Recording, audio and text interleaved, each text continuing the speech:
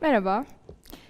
Bugün dünyamızda atılan küçük adımlarla nasıl dünyamızı daha sürdürülebilir bir hale getirebileceğimizden bahsetmek istiyorum.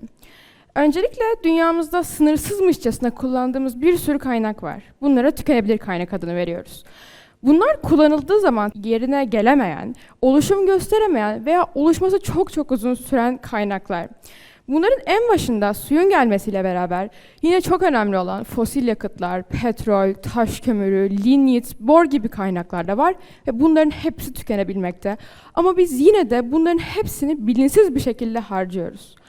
Hiç düşündünüz mü? Bize anaokulundan beri ailelerimiz, çevremiz, öğretmenlerimiz tarafından devamlı dişini fırçalarken suyu kapat, kullanmadığın elektriği söndür veya elini sabunlarken suyu açık bırakma gibi öğütler veriliyor.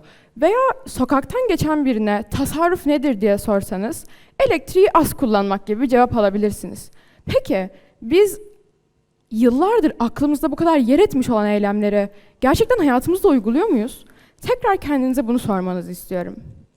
Bahsettiğim küçük ama etkisi büyük eylemlere kimiz uyguluyor, kimiz uygulamıyor olsak da ülkemizde ve dünyamızda bunlarla ilgili çalışmalar yapılmakta.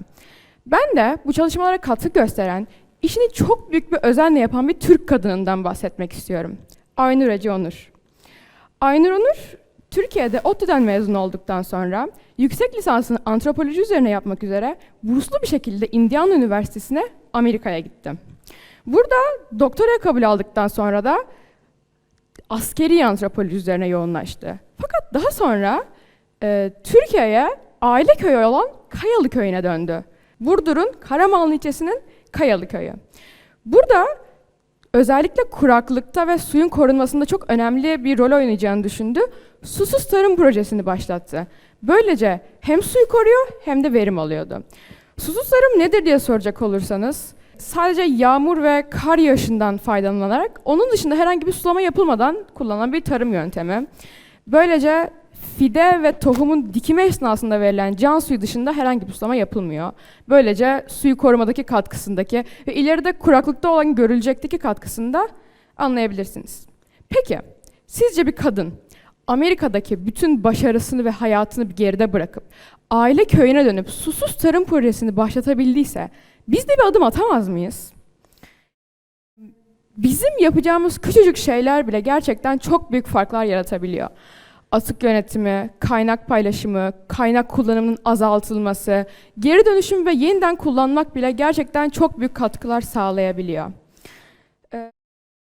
Şimdi de size dünyada sürdürülebilirlik adına yapılan bir anlaşmadan bahsetmek istiyorum. Paris İklim Anlaşması. Bu anlaşma, iklim değişikliğinin azaltılması, adaptasyonu ve finansmanı hakkında 2015 yılında imzalanan, 2016 yılında da yürürlüğe giren bir anlaşma. Bu da Birleşik Milletler İklim Değişikliği Sözleşmesi'nin 191 üyesi tarafından bu anlaşmaya taraf olmuşlar. Bunun yanı sıra ulusal anlamda da ülkemizde birçok proje gerçekleştirilmiş ve gerçekleştirilmekte. Ben de 2021 sürdürülebilirlik iş ödüllerine birkaç tane ödül almış iş ödüllerine örnek vermek istiyorum. Birincisi Vestel beyaz eşyanın mikrofiber filtreli çamaşır makinesi. İkinci Rotex Tekstil'in sıfır kimyasal kullanarak kumaş atıklarından ceplik geliştirilmesi. Son olarak da Arçelik ve LG Klima'nın Reped ham maddesinin geliştirilmesi ve kullanımı ile klima ürününün sürdürülebilirlik yolculuğundaki fark yaratması ödül alan birkaç projeye örnek. Peki, biz ne yapabiliriz? Bugünün gençleri, yarının büyükleri olarak ne yapabiliriz? İlla bir şirket mi olmamız gerekiyor? İlla bir topluluk mu olmamız gerekiyor? Hayır. Bize çocukluğumuzdan beri verilen talimatlar, suyu kapat, ışığı kapat gibi bunlara uymamız ve sürdürülebilir yaşama katkı sağlayacak en ufak şey bile gerçekten çok büyük katkılar sağlayabiliyor. Ben de bu konuşmayı hazırlarken Aynur Onur'la yeni tanıştım. Bana farkındalık kattığı için gerçekten çok teşekkür ediyorum. Aynı zamanda bana çocukluğumdan beri örnek olan aileme ve öğretmenlerime de çok teşekkür etmek istiyorum. Peki kendime dönüp baktığım zaman duyarlı mıydım? Evet, duyarlıydım. Ama bu çalışmayı yaptıktan sonra da kendime, ülkem ve dünyam için daha duyarlı olacağıma söz veriyorum. Sizi de sürdürülebilir bir dünya için bana eşlik etmeye davet ediyorum. Çünkü bu dünyaya ihtiyacımız var. Çok teşekkür ediyorum.